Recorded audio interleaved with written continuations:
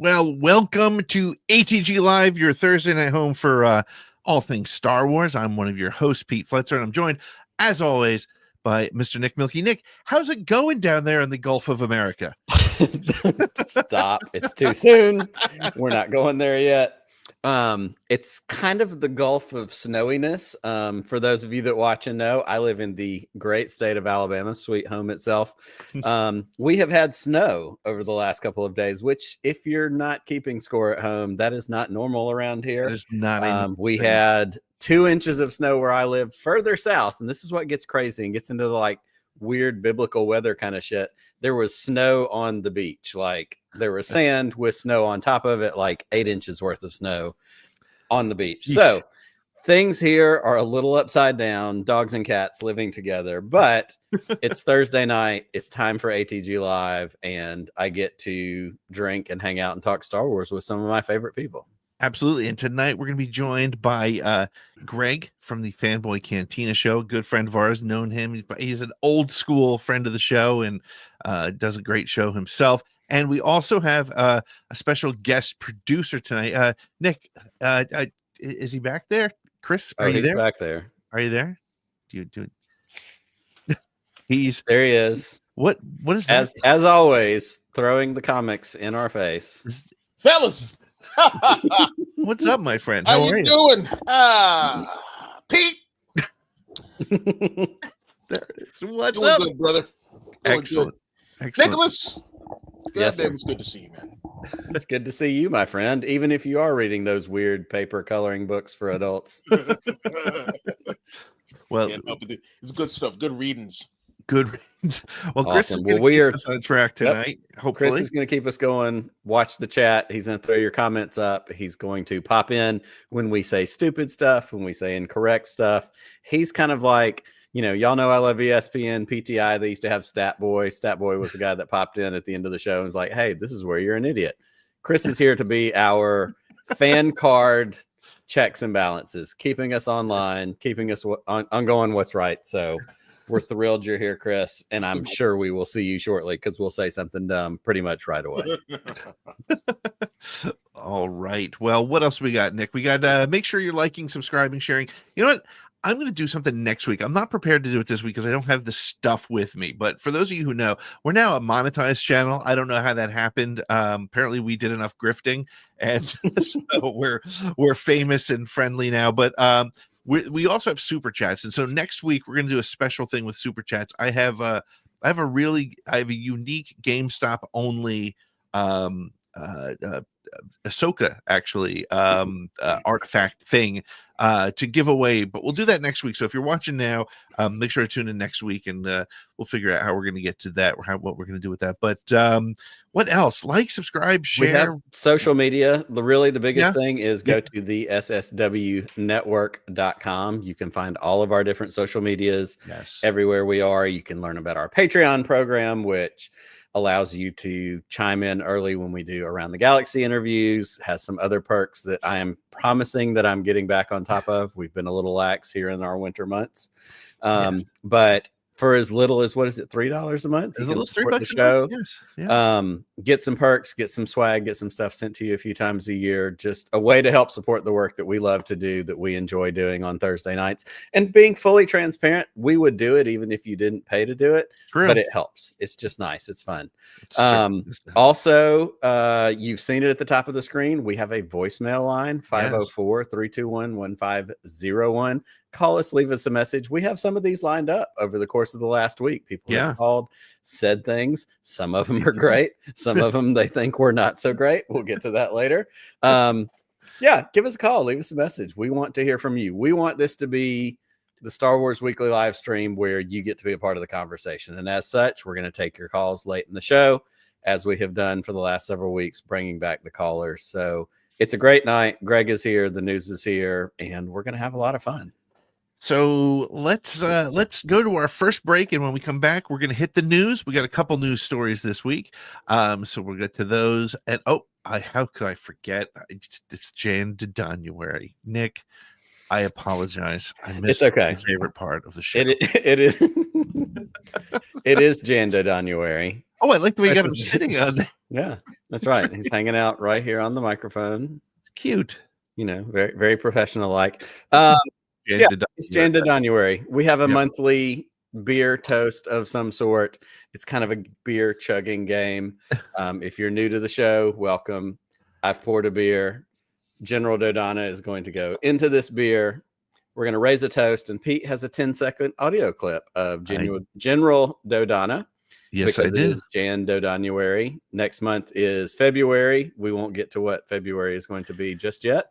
If you want to guess, go ahead in the chat. Guess what February is going to be. Take your guess. Take your guess. What the Snowtober, action figure Darth toast of the Sember, month. Jan Dodonuary. What is February going to be? What is February going to be? Throw your guesses in the chat. If you get it right, we'll send you something in the mail. I'll throw that out there right now. All right. Awesome. But I am going to raise my glass this week, and I'm just going to raise my glass this week to everybody in our country who's going through some shit, because we're all going through some shit. Life is very lifey. There's a lot of transition. There's a lot of new things happening in the world, but here's what we know. And we know this from Star Wars. There's more of us. There's lots of opportunities for us to inspire hope, to help each other out, to support each other, to reach out to each other. So even when it seems like the evil empire is taking over, guess what?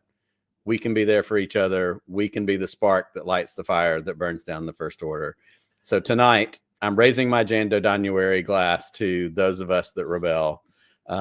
Cheers and happy Jan Dodonuary. Analysis of the plans provided by Princess Leia has demonstrated a weakness in the battle station. You're required to maneuver straight down this trench and skim the surface to this point. We need to get you a shorter clip, my friend. Oh my goodness gracious. Well, that's Jan Dodonuary. We have another week left before we get to the next month. Tell us what you think it is. We already know, because we do plan some things in advance. We're going to take a short break, but when we come back, we're going to hit the news, and then we're going to be joined by our friend Greg from Boy Cantina. And then later, we're going to take your calls. So hang out with us, and we'll be back with more ATG Live.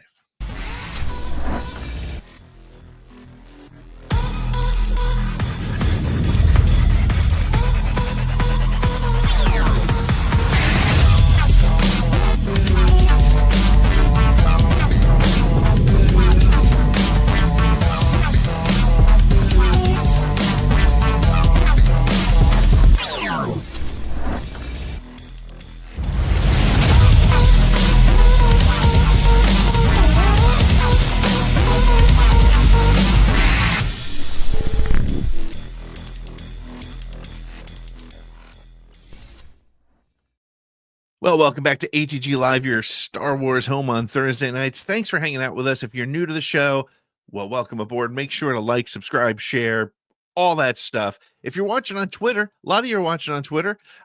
We appreciate it. It's difficult for us to get your comments, though. So if you want to come on over to YouTube, come over here, subscribe there, and then join the chat, become part of the program. We're going to put up a link a little bit later so you can join us live on the show. And we do have some voicemails from the week. But first, Nick, we're going to hit the news.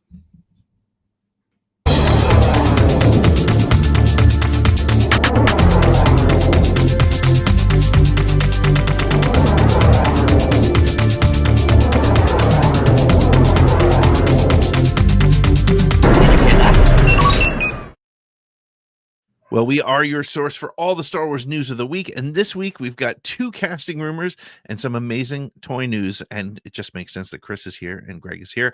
That's a lot to cover. So let's jump right in. And don't forget, all these stories and a couple more can be found on our website at the sswnetwork.com. So let's hit our first story.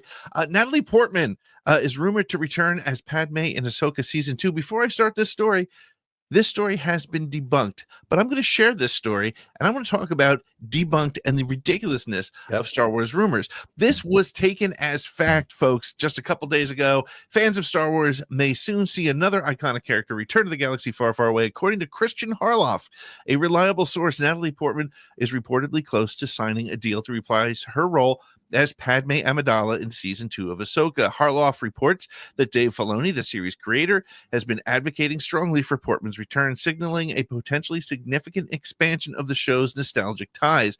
This news follows previous reports of Ewan McGregor coming back as Obi-Wan, Hayden Christensen, as Anakin and Ariana Greenblatt as young Ahsoka.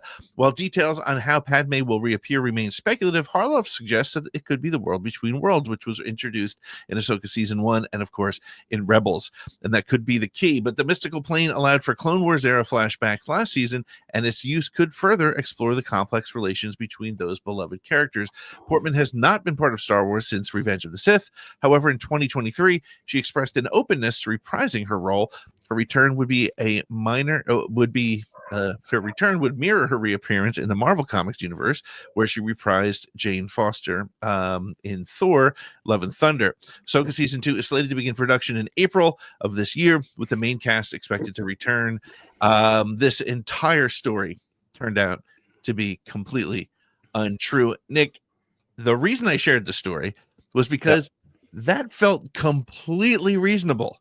Yes, it did. And it's the world we live in now from a rumor perspective. I have a theory. I have a Star Wars theory on this. I think it was a plant. I think they are trying to expose leaks within the system. They send something out there to and whoever reports this story or however they find that track, it's like if I was like, Nick, don't tell anybody, but my favorite color is purple. And the next thing you know, there's a rumor out there that my favorite color is purple. I'm going to know that the only person I told was Nick. So I think it's that kind of a thing. What are your thoughts? Or do you think this was something that really was going to happen? Or do you think it could still happen? I think that's an excellent theory. It reminds me immediately of Game of Thrones when Tyrion does the same thing with Cersei's daughter, and he says, I'm going to marry her off to this country, and I'm going to marry her off to this country. And the one that comes back as I can't believe you're going to do that. He's like, yep, I know who you were, you little snitch. So that makes sense. And we've had leaks over the years, and there have been, problems with that. Is it possible that it's true? 100%. She's expressed, an interest in being in it. We know that we've seen flashback scenes in the first season of Ahsoka. Do I want it to be true? 1,000,000,000%. Because if there was anybody as a halfway through college student that I had a crush on, it was Natalie Portman in the prequels in those early, prequel Star Wars years. Always been a huge crush on Natalie Portman. So yes, bring her back. Realistically, from a story point, and I'm just cramming all of my opinions into this 2-minute news segment, right? I don't know if I want that. And I know you said this online earlier in the week, make it a Clone Wars movie. Yep. I don't know if you can get enough value out of a flashback that other than a cameo, like it's a cameo or it's a separate thing that's a movie that allows that story to have weight. I don't want like an in-between, because one, what are we taking away from the Ahsoka series by making an episode or two all about the flashbacks? Like we have to pick a lane. Is this a show about Ahsoka, or is this a show about flashbacks of the Clone Wars? So yes, give me Natalie Portman literally in anything, but I don't know, if this is real. I don't know if this is the right spot or the fit for it. I agree 100%. Well, great. Let's move on to our next story. Absolutely. We have another one. Speaking of celebrities and popular people, Ryan Gosling is apparently set to star in Star Wars. The galaxy far, far away shimmered with renewed excitement as news broke across the HoloNet. Ryan Gosling, famed star of Barbie and La La Land, is set to possibly star in a new Star Wars adventure, the one directed by Sean Levy. Known for his blockbuster hits Deadpool and Wolverine, the untitled project promised to chart unexplored hyperspace lanes of storytelling. Details remain locked away like hidden artifacts in a Jedi archives, but whispers of intrigue echoed. Gosling, with his ability to balance intensity and humor, is rumored to play a rogue force wielder unaligned with Jedi or Sith. Some speculate his character might be a mercenary haunted by visions of an ancient galactic conflict, while others imagine him as a dashing pilot with secrets tied to a crumbling Imperial remnant. Sean Levy is thrilled to collaborate with both Canadian Ryans, Gosling, and what's his name? That guy, the famous one? That's right. Teased on social media, we're crafting a fresh adventure blending Star Wars' mythic grandeur with a touch of Gosling's magic. Expect the unexpected.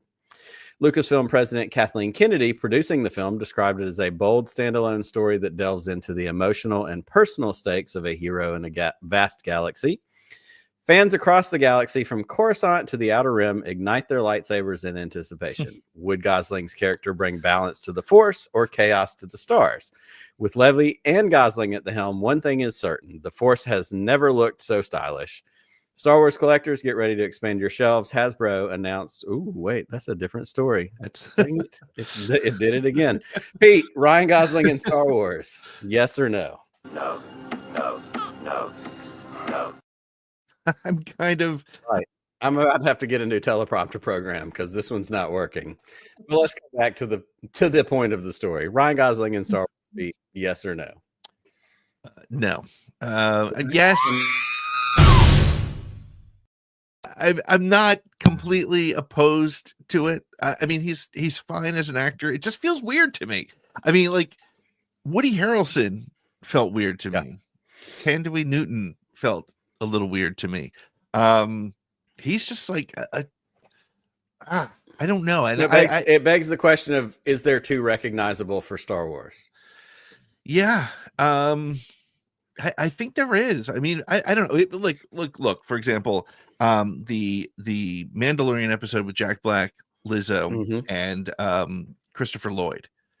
It was all of them. And it was like I felt like I was at a, you know what it felt like? It felt like a Saturday Night Live skit, right? Because you had these big names doing Star Wars things. And look, I have nothing against Ryan Gosling. I think he was awesome in Barbie. He's one of those actors that, you know, he's a good looking guy and it pisses you off because he's actually really good in everything he does. So I'm sure he would be great in Star Wars, but Star Wars starring Ryan Gosling just feels a little weird to me.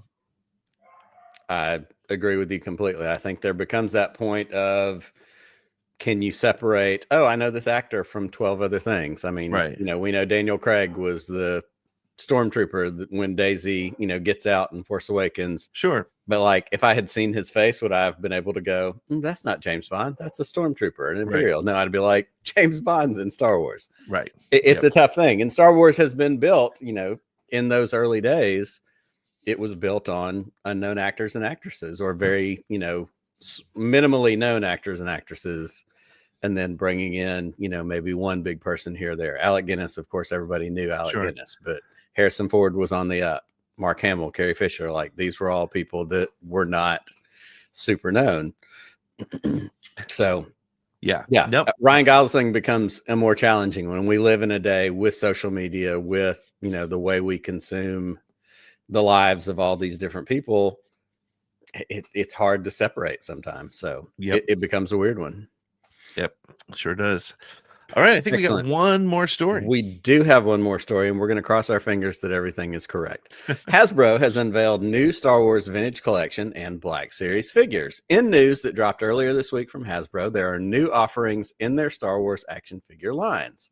The Vintage Collection lineup features highly detailed 3.75-inch figures, including Baylan Skoll, Shin Hati, a Mandalorian Super Commando, a 501st Clone Trooper, and a 4-pack of battle droids. Pete, I know that piques your interest a little bit. I'll be getting that one. Yep. Each figure boasts a premium deco, multiple points of articulation, and accessories like lightsabers, blasters, and jetpacks. Fans can pre-order these figures starting today at 1 p.m. Eastern via Hasbro Pulse and participating retailers, including Broaxium Outpost, with an expected release in spring of 2025. For Black Series enthusiasts, 2 6-inch figures join the lineup: Anakin Skywalker and Captain Rex, both inspired by the flashback series from Star Wars Ahsoka. Anakin's figure depicts his pivotal appearance in the world between worlds, complete with a lightsaber accessory, and Rex includes his signature helmet and blasters.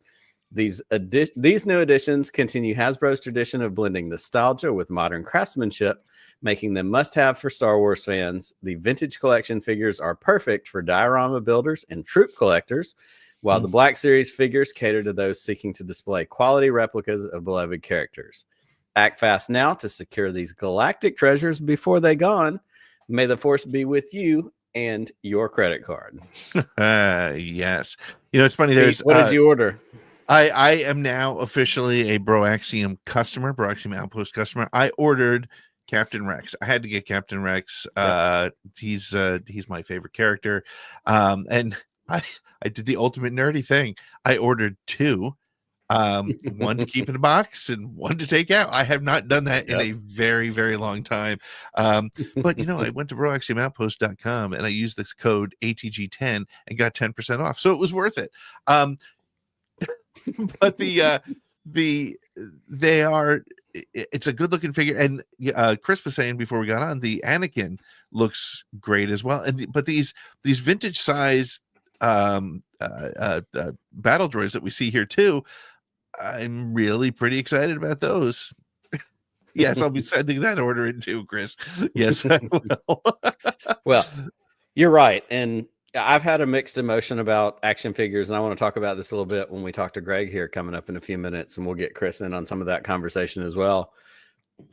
Action figures are a weird thing. Like we had the original vintage ones when we were kids, and it didn't matter what they looked like because our brains didn't really process, oh, that doesn't look exactly like Harrison Ford. Right. There's a new, like, action figures with the helmet and droids, like, can't miss every time. I get a little too particular sometimes when it comes to, face action figures, an Obi-Wan, a Qui-Gon, a whoever, just because I'm like, does it really look like it? Am I not able to suspend, like, how realistic does it have to be? It's not Hot Toy, not, something like that. But there's a market for this. They keep making them, obviously. Not that market most of the time. Every now and then there's something that pops up that I go, ooh, I need one of those. But this excites me. And when I see these announcements drop, it certainly makes me excited for my friends who, this is their thing. Yep, absolutely. Well, these news stories and more are available on the sswnetwork.com. As the news hits, we're placing it up there now and on a regular basis. So make sure you're checking out our website and following us on social media because we also pop them up there as soon as we get them. We're going to take a short break and we're going to go further into collecting and collectibles and just sort of talk about some of the other news stories of the day with our special guest, Greg from Boy Cantina. But we're going to take a quick break and we'll be back in just a moment with more ATG Live. What's up, my fellow Gen X Star Wars fam? My name is Chris Rhines from Broaxium. You may know me from ATG's Force Connect that I co-hosted with Pete and Nick. Now, I'm the owner and operator of Broaxium Outpost, an online shop for all your action figure and collectibles needs like Star Wars Black Series, G.I. Joe Classified, Star Wars Vintage Collection, Marvel Legends, Star Wars Black Series and Vintage Collection, Transformers Studio Series, Star Wars action figures, Masters of the Universe, and much, much more, including Star Wars action. All right, I have a lot of Star Wars stuff. I'm just saying. Stop by and check out the store at www.broaxiumoutpost.com. Sign up to become a part of the Bounty Hunters Guild and stay updated on new pre-orders, sales, and exclusive Broaxium content. Find something you like? Use the promo code ATG5 for 5% off your first order. We have Star Wars figures, by the way. Okay, it's become the thing I say every week when we play that commercial. You're gonna buy it anyway. Buy it from Chris. Buy it from this guy over here. Look You at think that it's from Bezos? Are you kidding me? The Come leak on. he's a part of. No. And we've got to cut a new version of that commercial because I it's do. ATG10 really, now. Yeah, I That's really right. do. And I will do that after the show. Yeah, we're Come on, very Chris. Get it right or disappointed. pay the price. I'm so sorry. Okay. Well, we are back. We are thrilled that you are all hanging out with us tonight on ATG Live. As we said, we're talking about toys. We're talking about collectibles. We have a fantastic guest tonight. We are bringing in just a minute our friend Greg from Boy Cantina. We launched ATG Live a little over a year and like a week ago. And Greg joined us for kind of what we called like the test show, the pilot show, where we came in and we said, let's try this new format with the rundown. Obviously things have changed and continued to evolve over the course of the last year, but he was here with us at the very beginning. So it seems super fitting that a year in, we bring him back and it's a great time to talk about toys, collectibles, all that kind of stuff. So I am thrilled to welcome back to the show our friend Greg from Boy Cantina.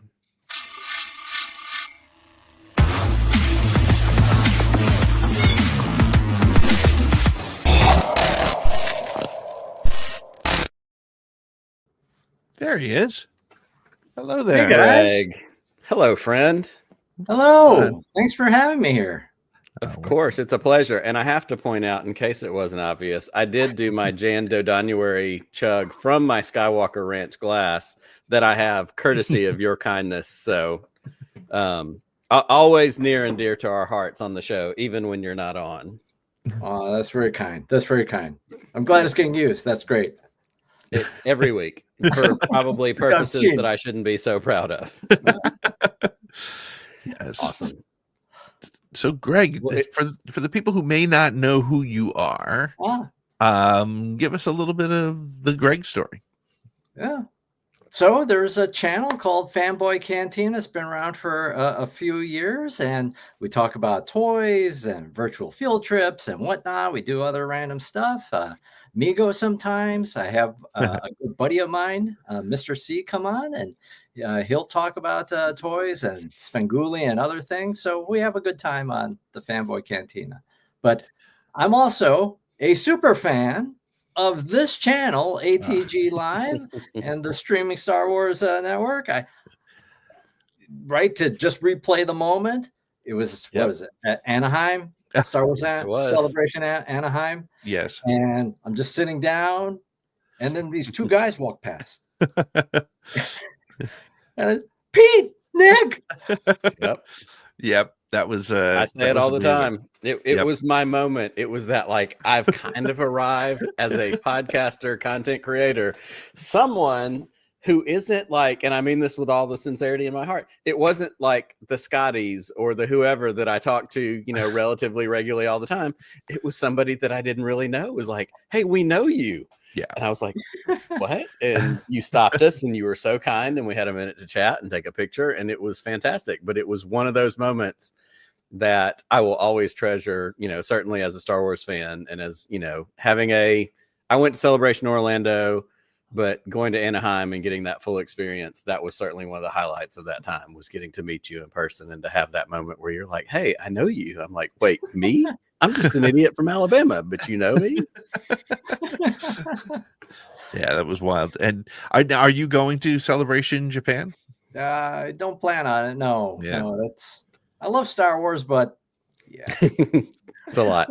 That's quite an investment. Yeah, no, there will not be SSW Network representation at Star Wars Celebration Japan, unfortunately. That's right. But we may figure out some way to cover from home, like we did. We'll definitely be covering it from home for sure. Yeah. But it's we won't be there live and in person. Well, let me ask you this: you are absolutely a Star Wars fan. You have a channel that covers toys, cons, like you said. I watched a couple of your videos today. A little behind, but playing catch up.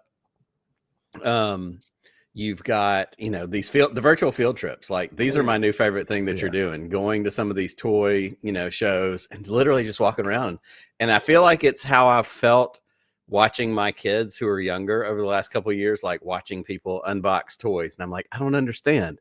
But then you're at a toy convention and it's all the like Masters of the Universe stuff that I grew up with and all the old Star Wars. And like, you're just walking around like, ooh, look at that. Ooh, look, like you can't help but get sucked in.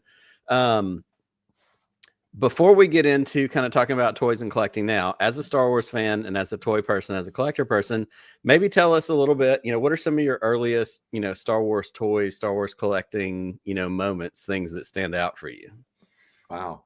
I remember getting from my parents, I think it was, I remember getting the action figures, and it was a big thing, right? There weren't action figures when the movie first came out. Right. Star Wars first came out, and I remember getting the action figures first, and it was amazing. And also, Nick, as you said a moment ago, the Han Solo head really didn't look anything. Big head Han did not look like Harrison Ford. It looked like some weird 70s teen idol or something. It was bizarre. It was just weird. But it didn't matter. It was toys. It was Star Wars toys. It was the movie that you loved, and now it's in your house. It's in your house. So all the way back then in the 70s. Yeah. Did you have a favorite figure when you were a kid, when you first started the old original figures? Oh, so that's a good question. I think it's interesting. as you get older, I think you have a different favorite character, but as a kid, it was Luke Skywalker with the thing coming out of his arm, right? The Right. lightsaber coming out of his arm. Yep. That would have been my favorite toy as a little kid. Yeah. I remember the Christmas, but it was one of those things. I think somebody was saying this on the show not too long ago too. Is like it didn't matter which figure you got. If you got one, it was. I mean, like I got, I still have them. Some of them back here. Like I got a twin pod cloud car pilot, and I was just like, yes, that's great. Yeah. So, It's a big deal. It was because you had it. Well, I want to talk about in just a minute. I want to talk about modern collecting and some of the things that you've seen. Certainly, we did that news story about the releases from Hasbro. You're going to toy shows, that kind of thing. But before we get to that, my other question is: you have collectibles, you have things certainly that you collect. We see it, in your videos, that kind of thing. Is there? We'll just go with 1 or 2, 1 to 3, your choice. Is there the house is on fire? You're running out the door. What is the collectible that you're grabbing to take with you? That's a good one. It would be the Holy Grail. It would be. It would actually not be one of my Star Wars items. It would be. I have the Regal Robot, Holy Grail, and that would be it. And, amazing. And the reason for that one, I was fortunate enough. We won this auction thing at my kids' school, and we got to visit Lucasfilm here in San Francisco. Sure. And it was amazing. It was just spectacular.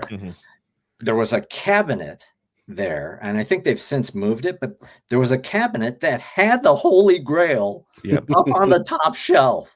Yep. And it was literally like a religious experience for me.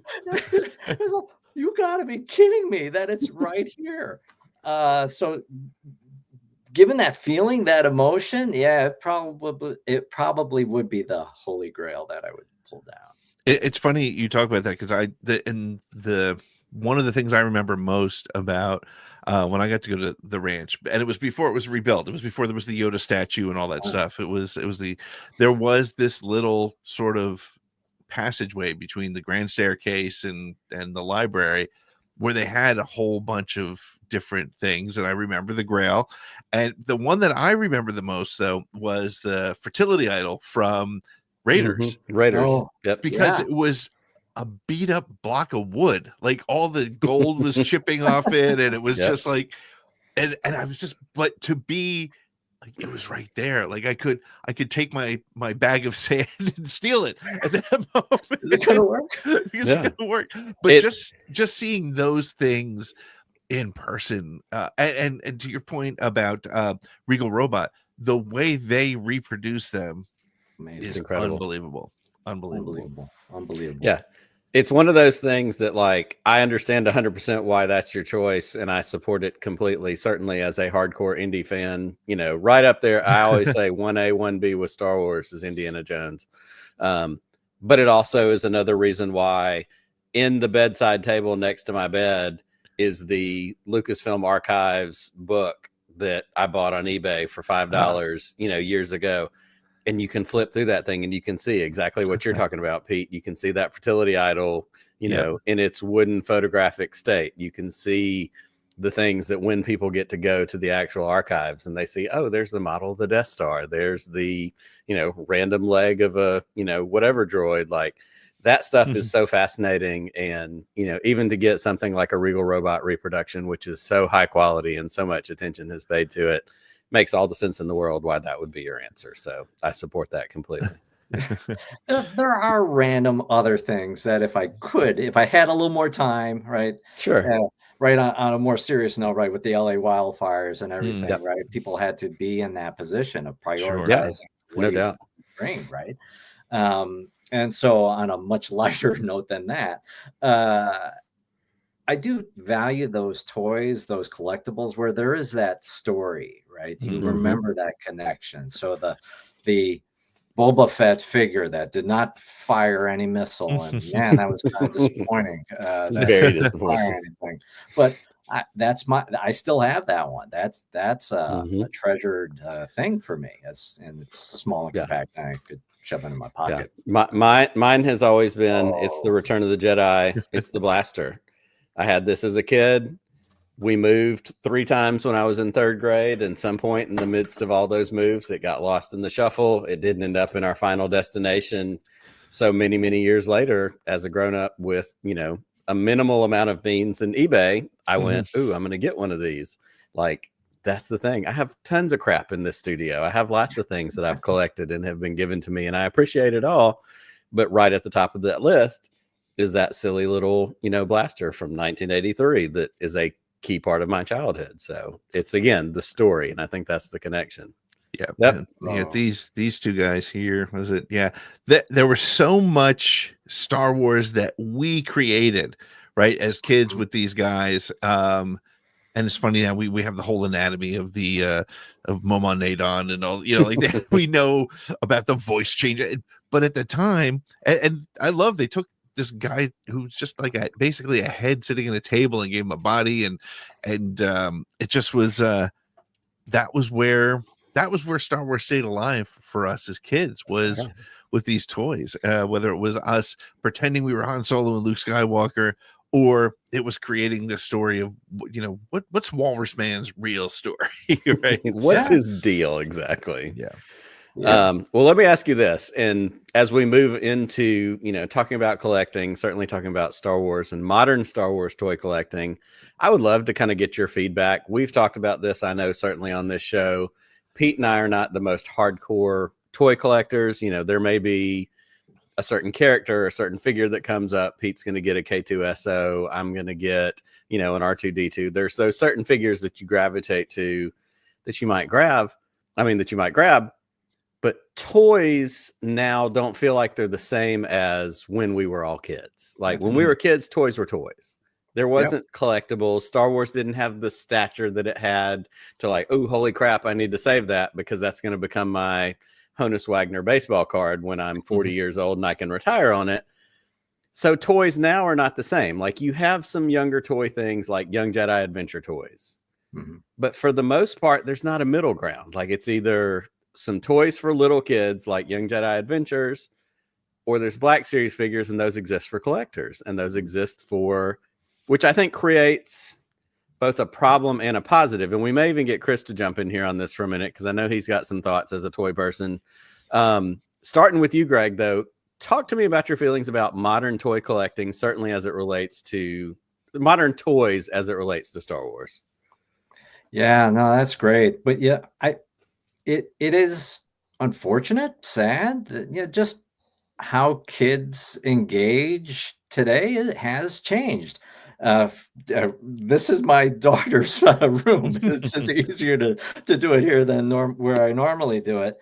She's off at college and stuff, but she didn't really collect toys really, and my son will be coming home in a bit, and it's just different. It's just different today. So as much as I had, there's that Toys R Us commercial where the dad is trying to force Star Wars toys onto the baby, and then the daughter says, yes, I am your father, or something along those lines. I was that dad, right? I was trying to bring all the Star Wars, and it just didn't kind of click. My son does like Star Wars, sure. But toys were not really a thing, and it is unfortunate. Do you think it's video games? Yes. Because I mean, my son, it's sort of like, why play with a Cal Kestis action figure when you can be Cal Kestis for 22 hours? You know what I mean? Absolutely. It comes down to like, the kids have their iPads and their apps and all that. Oh wow, I just really sound so old. I was just gonna say, Chris. Oh boy, I will be 50 in a couple of weeks, but Jesus, kids today, these kids today, no, they have so many things that, oh, there goes my back again, that we didn't have as kids. Sure. That will pretty much take care of their imagination for these characters. They have the video games. They've got, sometimes the cartoons or whatever, and other apps and things like that. Whereas we, like you guys were saying before, we made all these stories with our action figures, Right. So the kids today don't really need that. I mean, unless it's Lego, or something like that they're building with their parents or on their own or something like that. Yeah. Yeah. For us, for older people, like it's not like toys to play with. It's toys to it's. I look at it as I'm buying a bunch of works of art to put on my shelf or to put on display and things like that. That's where I look at it as. Mm-hmm. Yep. Yeah, I can see it that way. And it's interesting too when you go to these conventions, there's the $12 action figure, or you then have the guys that have the $200 whatever's the hot toys, and $200 maybe even a little bit conservative. But is that go ahead. Sorry. I was just gonna say, is that bad for fandom, or is it where fandom is now? I don't think it's that great, for sure. Yeah. Where if you don't want to have a market where people feel priced out of their fandom, right? Yeah. And so on the Fanboy Cantina channel, we try to avoid, this is a must have thing that every Star Wars collector ought to have. No, it shouldn't be. That stuff is how you celebrate fandom. But it does feel like in some cases things are getting out of reach. So last week, even though I backed the HasLab Ghost, the HasLab Star Wars Ghost, like on day one, I think I was the last person to actually receive it. And so it you had to sign for it from FedEx, and I was out of town, and so I had it delivered to the FedEx office near me.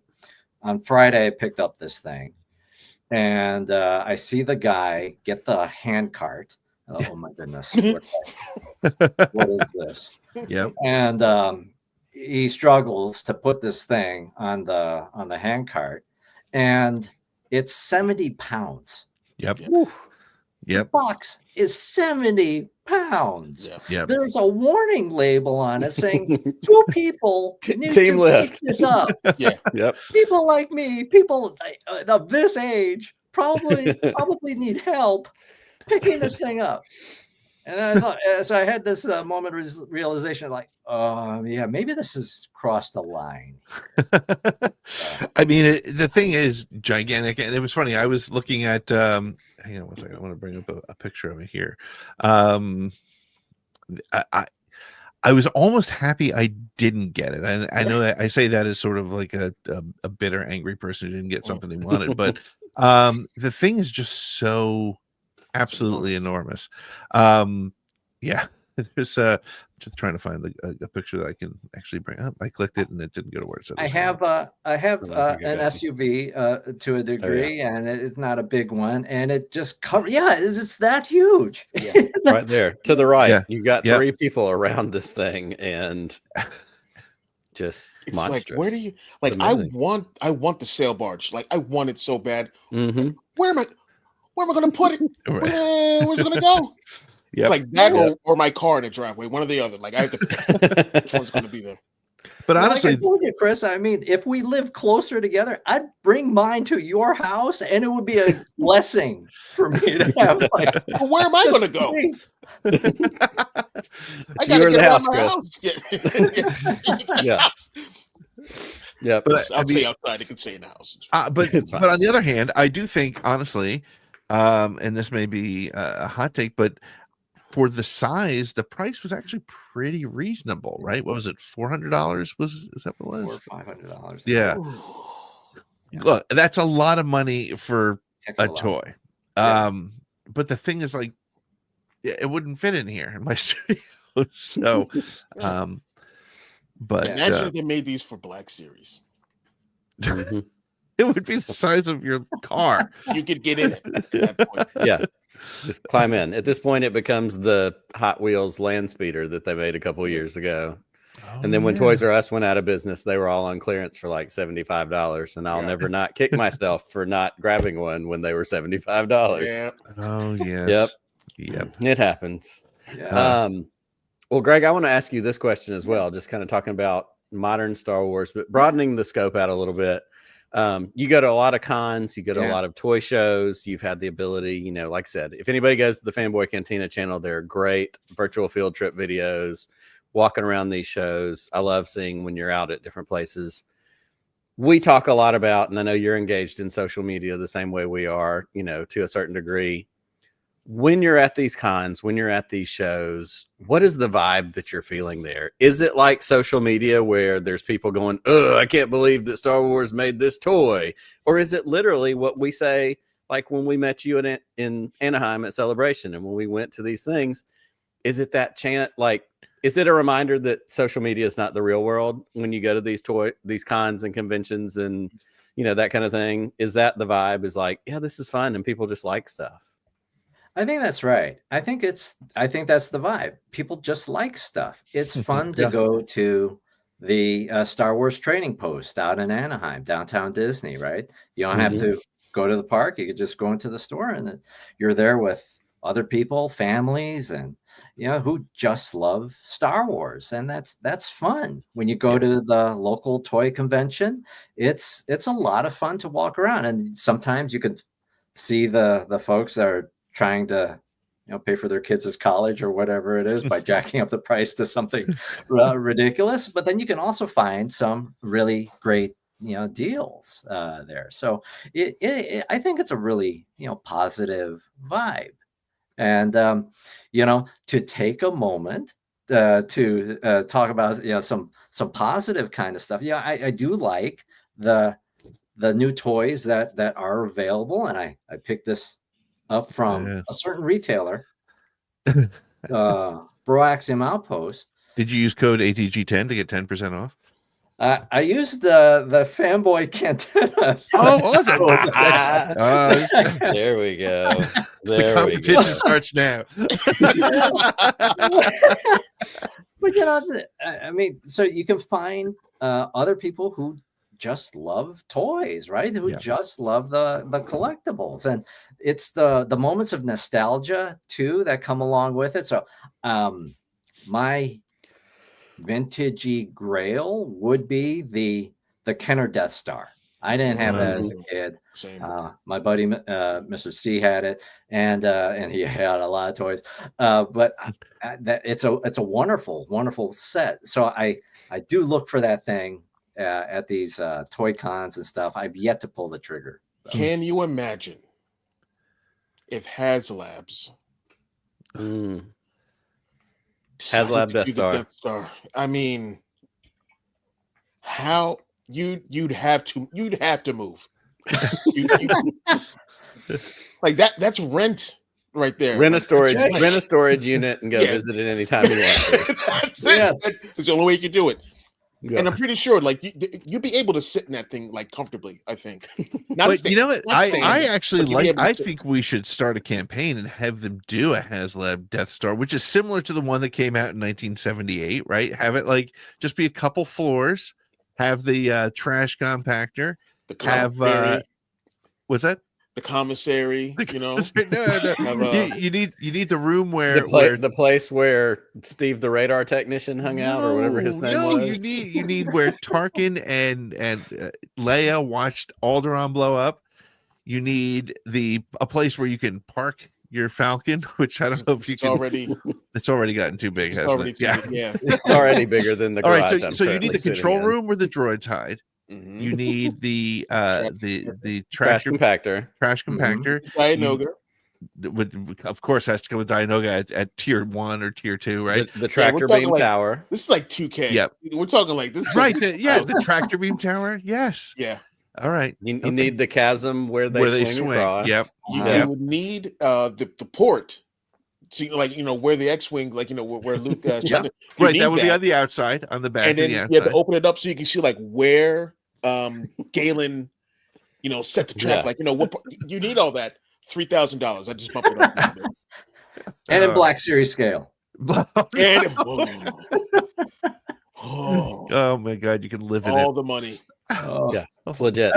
I love I it. love in the GI Joe space where sometimes people talk about GI Joe Classified. They ought to bring back the USS flag. The flag. And Yeah. GI Joe Classified. Yeah. Oh my gosh. Yeah, and that's also that's a car. It's 6.5 feet long. Whole car. That's right. I have a friend. I need to find it and post it on social media. My good friend Chad Gibbs, who I went to my first Star Wars celebration with, lives near me, and he had his original flag from when he was a kid. Oh wow. And he built a table and basically turned it into a desk in his office and like built the platform to go underneath it so that he could store like his other GI Joe vehicles.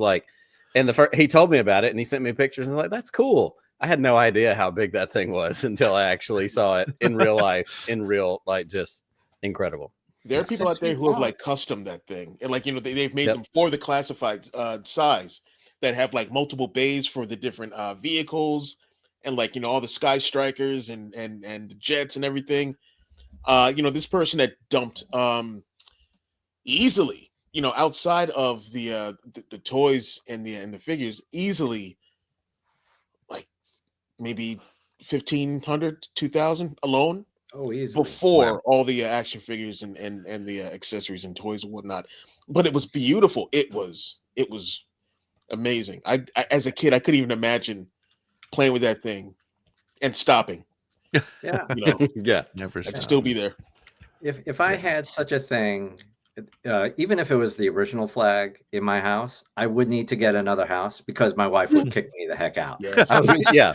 Well, so Not maybe even that's about what you the do. space. You buy this $2,000 Hasbro Death Star, HasLab Death Star. Mm-hmm. Yeah. Your wife kicks you out. You have to get another place.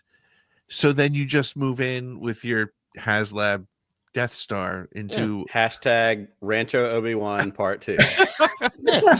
Oh man. Well, Greg, we appreciate you coming and hanging out with us. Tell us where people can follow and watch and keep up with Fanboy Cantina. Oh, sure. So, thank you for the time. You can follow us on YouTube at Fanboy Cantina, and would love to have you here. But absolutely, love this channel. Love you all, and love Broaxium Outpost. And thank you, Chris, for these wonderful things. I did pay money for these. I did pay full price for these. These no, he didn't. He's shilling right now. He paid nothing for those. These comic packs are awesome. This is a brilliant idea. So thanks. Yeah.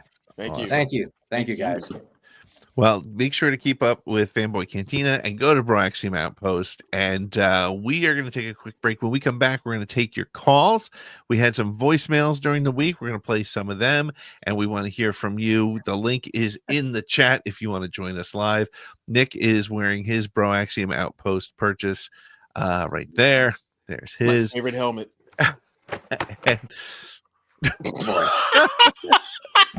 I'm about to lose my earbud. Well, on that note, why don't we channel, I think now.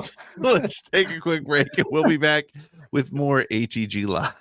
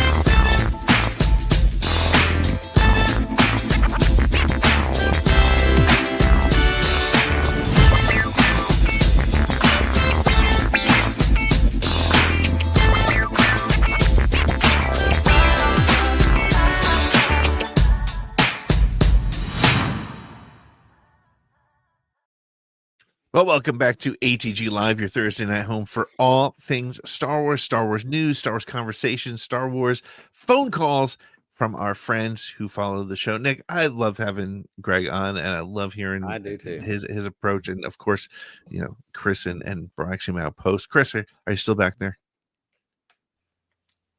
Hello. Okay, make sure to buy stuff from Chris.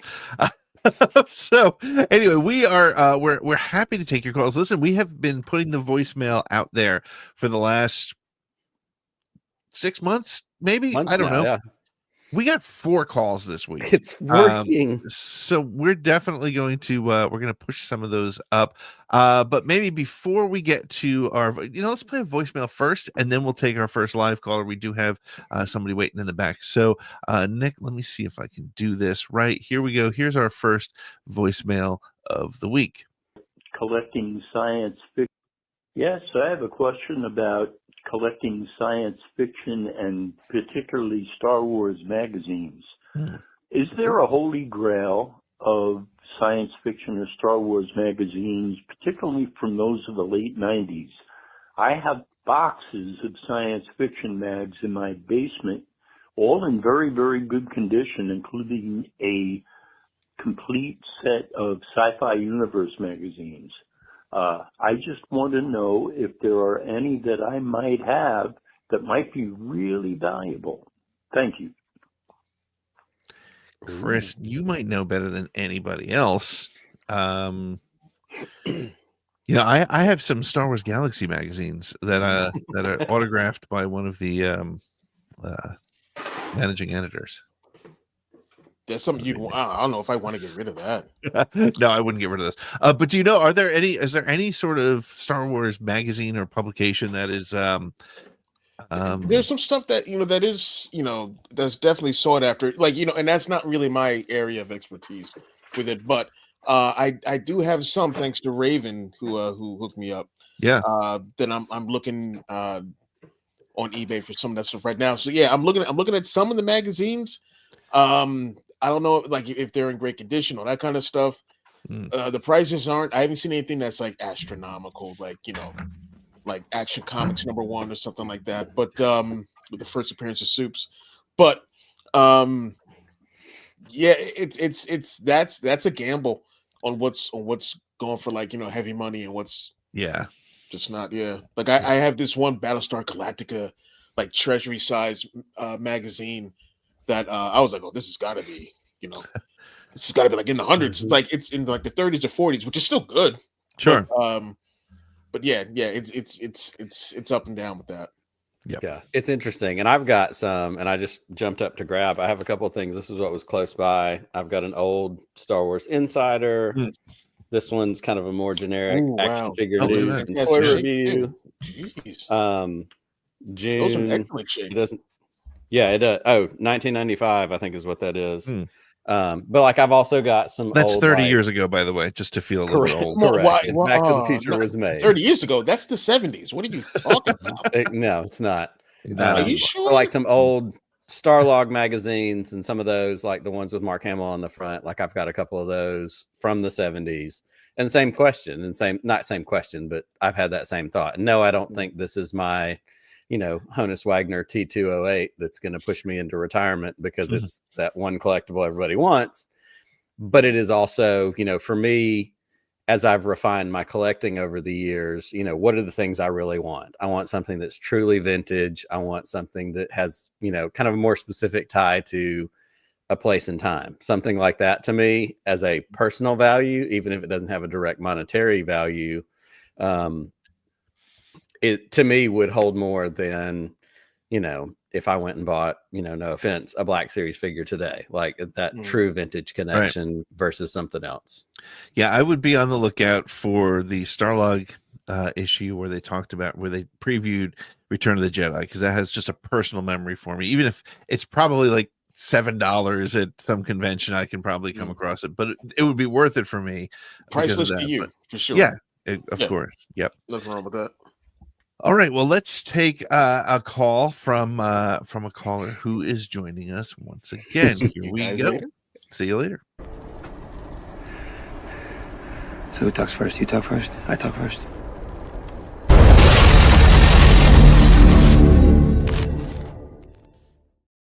There he is, keeping the streak alive. Chris left because he didn't want to hear about the Zilla Beast. Anyway. Oh, that's okay. I'm already looking around trying to figure out where my whiskey bottle is so I can be prepared for whatever's coming next. But I know you're talking about toys. Yeah, it's like, well, let me show off some of my toys that I have. Yeah, my let's mind's see. all right. Look at And a that. bunch of other miscellaneous nerd crap. Like I got just Star Wars crap in here, and it's not organized. I got a bunch of manga over here. Don't worry, there's no hentai over there. It's just like a bunch of like random stuff. Like what was that Transformer I saw back there? I thought, did I see an Optimus Prime in there? Yeah, there's an Optimus Prime. There's a Finn. There's even a Kit Fisto. There's an Animorph from the Alien franchise. As you know, I'm very familiar with. And of course, I got my man. I got my man Miguel here. Yep. And you have your. Now is that Nick or is that is it just No, his name is Miguel. Miguel. No, Miguel. Miguel. The Stormtrooper blaster to Where'd go you with. get that, Nick? That's really cool. Okay, so this no relation to my friend Miguel. Okay. You can see right here. This is a Nerf gun that I bought. And you pulled out the blicky. I spray painted it and weathered it to look like the actual That's Stormtrooper awesome. blaster. All right, that's a win right there. Yep. So you're probably wondering, what's on my mind? Is it another conspiracy? We've learned not to ask that question, but please go ahead, Eric. This was not really a conspiracy. It's more of analyzing the metaphor of Star Wars. And to me, as I've gotten older and the more I've learned, there really isn't that much different from the Galactic Empire and the U.S. government. Okay. Just blatantly just violate rights of whoever, fund and commit different genocides. We are the authoritarian rule where we believe like, oh, we can just take these things over because we can. And that's like a reoccurring theme that we see for like the past 200 years of American history. Well, it's interesting because if you think about it, right, in 1977 when Star Wars came out, it was during the 1976 with the bicentennial, which as I was a kid, I was a 6-year-old, I was all in on my flags and my red, white, and blue, and I was so patriotic. And you look now, and of course the rebels were very similar to the American Revolution, right? And I've said this before, it's an interesting concept, and that is if you were to look at the Revolutionary War soldiers and the approach to beating the British, it was not a lot different than any of these sort of terrorist organizations we're fighting today, right? We broke all the rules, we set traps, we did what we needed to do. So it's history is told from the perspective of the winner, right? I think for better or worse. Yeah. Right. Exactly. Yes. And of course, George has been more public in recent years talking about how the Ewoks were symbolic of the Viet Cong. Like they're supposed to be the primitive going against the technological like U.S. government, and they whooped their ass. Right. They weren't prepared. They weren't there for the environment. They can't think like they are because like they're not even approaching conflict in the way they do. Yes, this is So true. that's why I called them the Viet Cong Care Bears, and I was absolutely right when I said that. Viet Care Bears. I like that. Viet Cong Care Bears. Well, Eric, always great to get your perspective, and we always need our Zillow Beast touch base. So yeah, no tinfoil this time. No, tinfoil. I didn't even have to go to the bottle for this one, so you're gonna have to step your game up for next week. Well, Eric, like, Eric, make me an alcoholic. Do it. I don't need any help, but that's okay. Well, hopefully we'll see you that's next my week. secret, Captain. We will we'll catch up with you again.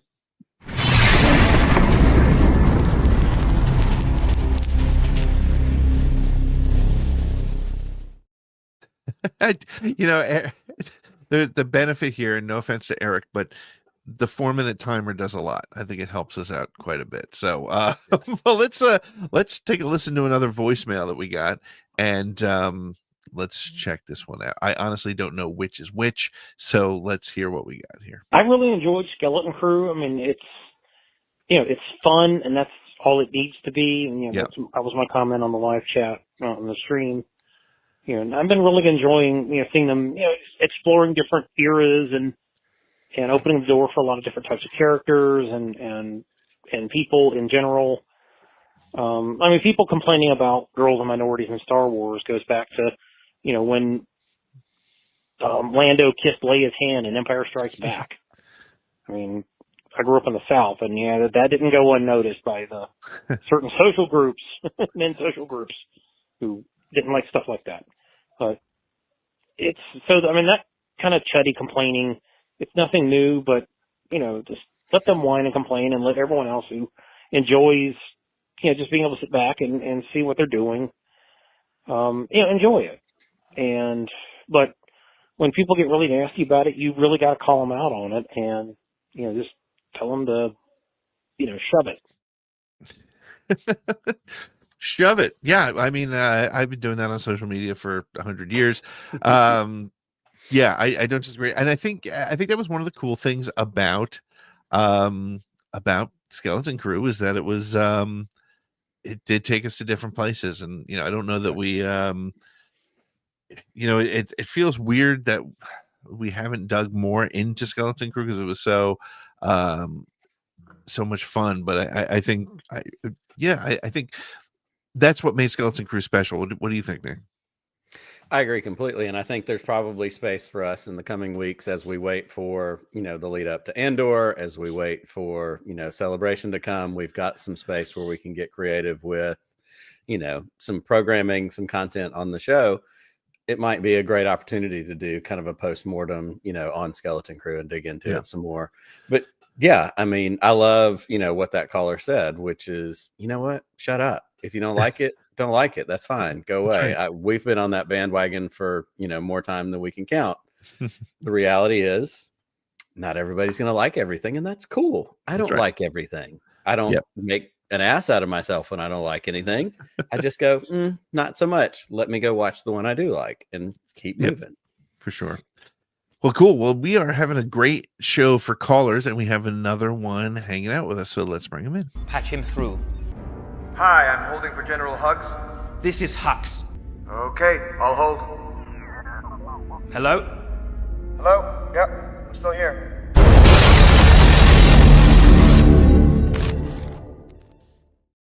Patreon member Ryan Fantasy. There he is. Look who it is. Look at that beard. Dude, the last time I saw you, you weren't bearded. So welcome to the club. Welcome to the. Yes, thank you. Now you can tell people that icon in the corner is you. And that's fine. What's going on, man? What's up, buddy? Nothing much. I was actually off. I went back. I'm working overnights again, so not around as much. But no, I just was able to come in. We're talking different collectibles that we might have. Yeah.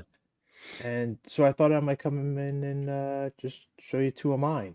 Yes. Please. All right. Well, the first one, and they're all newer because I don't really have a lot of stuff from when I was a kid. That stuff all got lost in moves and stuff. So, but one of the things I will go with is the lightsaber hilt that I built at Galaxy's Edge.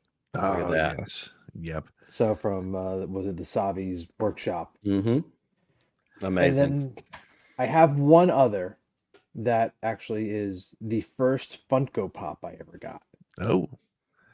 It's a random one that I did not pick out, but I love it nonetheless. It is the client from The Mandalorian. Wow. And that was given to me by Mr. Nick Milky. Look at that. Yep. Look at that. I knew that rang a bell as soon as you put it up on the screen. I was like, hey, wait a minute. So what's the story behind that then? I believe that was first Podathon. It was first Podathon. Okay. Yep. Wow. Yep. It was a part of some sort of prize or giveaway or something connected to that. Have you continued down the funk hole, or have you? I have. Have you avoided started it? Like he does not.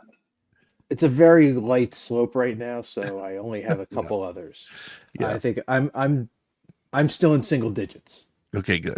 Good. So Yeah, after I sold my collection, it's funny. I go into I'm friends with my local GameStop manager, and every time something comes in, he'll send me a picture, and I'm just like, "Oh, come on, stop!" No. Like, So I sold stop all it. of them, but I do have a handful that I just couldn't get rid of, or that it just. But every now and then, I just buy one, and I'm like, "Oh no!" It's Ryan, once you start down the pop path, I know forever will it Oh. dominate your destiny, sir. I'm trying to keep the Please brakes be on. careful. I threw the Okay. anchor off the stern. It's moving very slowly. Yep. Yeah. Be very careful, sir. Yeah. Yeah. And now that you say it, I think I am also in a single digit mode and am proud to remain that way because, again, not ever really been something I needed, but that handful of like R5D4, R2D2, like, the only one I'm really actively on the hunt for is the Marshall without his helmet on, that chase that's the Boba Fett without the helmet for Cobb Vanth. That's the only one. If I ever get that one, you have need your orders, another one. Chris. Like, for me to actually buy one, it has to mean something. Correct. To me, it's like 100%. something that's like, it's not just like, oh, this is going to be a super rare, or this one is a unicorn rare, or whatever. It means something. We're not degenerates like Pete is. Yeah. Well, that was the problem. I was literally at a point where I was like, "Oh, this one just came out. I have to buy it." It was like, I was like buying like it was just a reflex. Yeah. There wasn't even a meaning to it. So I think the next one I'll buy will be a KB from Skeleton Crew. I love that. Yep. That meant a lot to me. Yes. Absolutely. That 100% makes sense. Yeah. Pete was like trained like Pavlov's dog. Like a new one came out, and I have to order it. Yep, I can eat it. Thank you. That's it. That's how you learn to know the guy at GameStop so well. He just kept ringing that bell. Any more people like you, Pete? Well, if there were more Pete's in the world, Bro Axiom would be through the roof right now. That's right, exactly. Brian, thank you so much for checking in, dude. Absolutely. It's great to see you. Great to see all y'all. And we'll hopefully we'll see you. Maybe if Andor does a premiere, we'll meet up somewhere in the middle and do that again.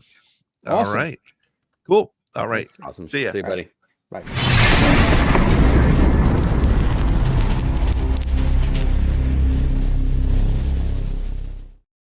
Always great to see Brian. That beard, it works for him, man. It's I'm giving it a thumbs up. Big fan. I approve. I have another voicemail here. Again, I don't know which one is which, so who knows what we're gonna get, but let's check this out. Here we go. Hey fellas, this is Matthew in Enid. Hey, I just thought I'd leave you guys a message. I don't know. I see all these man boys and haters on social media complaining about the Skeleton Crew, how it was too much for kids and it's blah, blah, blah, blah. Well, here's a newsflash for you jackasses. Star Wars is for kids. Skeleton Crew was made for kids. It was a great show, so get over it. I liked it. Had a lot of nostalgia. I loved it when Wendell jumped the canyon. Made me feel like a kid again. So I hope Wendell's out there jumping canyons all day on that speeder bike. The man boy jackass is just going to have to get over it. They always find something to hate on. I don't know about you guys, but I'm just sitting here waiting, 97 days till Andor Season 2. And here's a newsflash for all the haters. Yeah, we know how Andor is going to end in the long run, but it's still going to be awesome. So won't you just shut up and enjoy it? Have a good day, fellas. I'll be watching tonight. Take it easy. Bye. Yep. Seems like the theme for the night. Shut up and enjoy it. Which is, honestly, or shut up. New T-shirt idea. That's right. Yes, there we go. We haven't had a new T-shirt. Shut up and enjoy it. Or there it is. Or a mug. This is the other one. There's a "Shut up and enjoy it" T-shirt. There's also one that's a mug that says "Man, baby, jackass tears," because that was the other thing that he said that made me laugh. Man, baby, jackass tears. Love it. It's shut up and enjoy it. I love that. Yeah, yes. And or shut up and don't enjoy it. Like if it's not your thing, that's cool too. Whatever, man. Yes. Cool. Well, I think we have one more voicemail, and so let me get to that. We got 4 voicemails this week. So excited. Here we go. Disney Star Wars is not Star Wars. The only Star Wars that exists is Star Wars that George Lucas himself created. Here's one of those man boy jackass voicemail time. We get them all. We do get them. And listen, if you have a legitimate complaint, please call the voicemail. We want to hear it. Which would be the original trilogy and the prequels. Disney has not created anything good other than maybe Rogue One. We'll let that slide. But other than that, yeah, all this Star Wars is not Star Wars. It's Star Wars in name only. And it's all crap. So I don't know why you guys are praising it, because it's not Star Wars. Nothing good has come out. No good plots, no good characters. There has not been anything good that George Lucas himself was not personally involved with. You guys suck. Shut the f well, you know, honestly, in all fairness, appreciate the call. We can agree to disagree. George Lucas, by the way, has been personally involved in many things in Disney Star Wars. If you've been paying attention, Well, it's funny that message says no characters, but yet we've had Obi-Wan Kenobi, we've had Anakin Skywalker, we've had Boba Fett, we've had Ahsoka, all of whom were connected to George Lucas and also in the Disney era of Star Wars. But hey, what do we know? We're just some dumb shills and we suck. So that's right, we suck. But it's but I just, you know, when I got that voicemail, I was like, first of all, I'm honored that you felt the need to give us a call, and thanks for calling. If y'all want to just, you know, let it go here, please do. Let us be your Star Wars therapy. Call that number. Call that number. We'll play you every freaking week. We absolutely will. But it's, you know, here's the problem. That argument was pretty weak. There was no argument. It was just basically, it sucks. And it was not George Lucas. I don't like it. Right. That's not an totally argument. Totally your opinion, and totally fair for you to hold that opinion. Yes. But that doesn't mean that Disney Star Wars sucks. Right. That's, yeah. But apparently objectivity does exist. Yes, for sure. Watch what you like, and then fuck off. I mean, it's so easy. Like like as a Transformers fan, I'm not watching the Michael Bay movies. Fuck those movies. I will watch Transformers 1 is awesome, the new Transformers, and then I will just watch the 86 animated movie. I'm good. Yeah. The rest of it, if I fuck off, I'll do something else. That's what this dude needs to do. Fuck off and do something else. Oh man, I love having Chris back there ready to chime in. It's been too long. So if you want to be on our voicemail, if you have something good to say, a question to ask, a comment, an opinion, if hot you want take, Chris to tell you to fuck off, just call and say something crazy and he'll do it. Call that number. 504-321-1501. Leave us a voice message. Voice message. Message. Yeah. Words hard. So do that. If you're watching the show tonight, like, subscribe, share, tell a friend, tell a family member. Next week we're going to be giving away some stuff to the chat. But it's going to be part of it's all part of the celebrating the fact that we're monetized now. What? Yes. And speaking of giving away things to the chat, I'm going to throw this out there. Okay. Matt called it earlier. He did. It is going to be Boba February. It's not going to be Boba Fett Brewery, but it is going to be Boba February. So we've got one more week of Jandodanuary, but Boba February is upon us. We will continue our action figure beer chugging nonsense all throughout the year. And so, yes. Matt, I got you. I'll be sending some stuff your way. Well done, sir. That is fantastic. Speaking of next week, Pete. Yes. What do we have coming up next week? Do we have Brandon Wynardi next week? You know we do. Excellent. This Star Wars Encyclopedia, he was one of the many writers who was a part of it. Brandon's a friend of the show. Brandon's been on before. If you haven't gotten this Star Wars Encyclopedia, I cannot recommend it enough. I know I'm a shill, but my goodness, I was just texting with Nick today, and we were talking about, you know, Brandon's coming on next week, and my son has sat with this book quietly for up to 20 minutes, which is a very long time in this household for my son to sit quietly. It's such a great, but it brings you right back. And we'll talk about this with Brandon next week. It brings you right back to when we were kids and we got the old Star Wars encyclopedia, and it's just it's so great. I'm so excited for it. So we're talking to Brandon next week. The week after that, we have buttercream.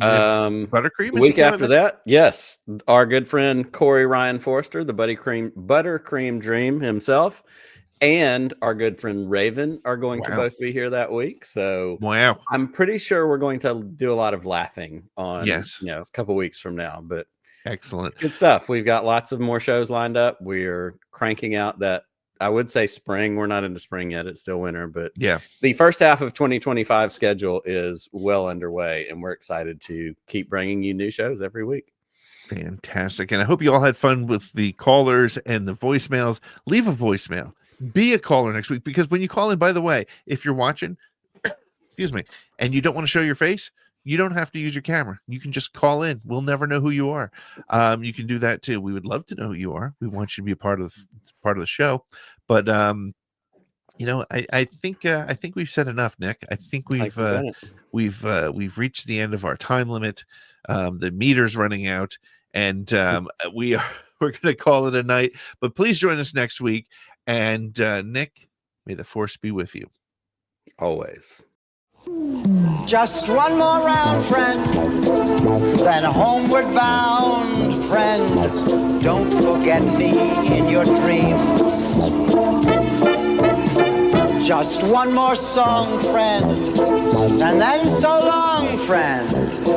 The nights get shorter, it seems. Just one more rhyme, friend. Yes, it's a crime, friend. But you know time, friend. Time can fly. So it's good night, friend. Good night, but not goodbye.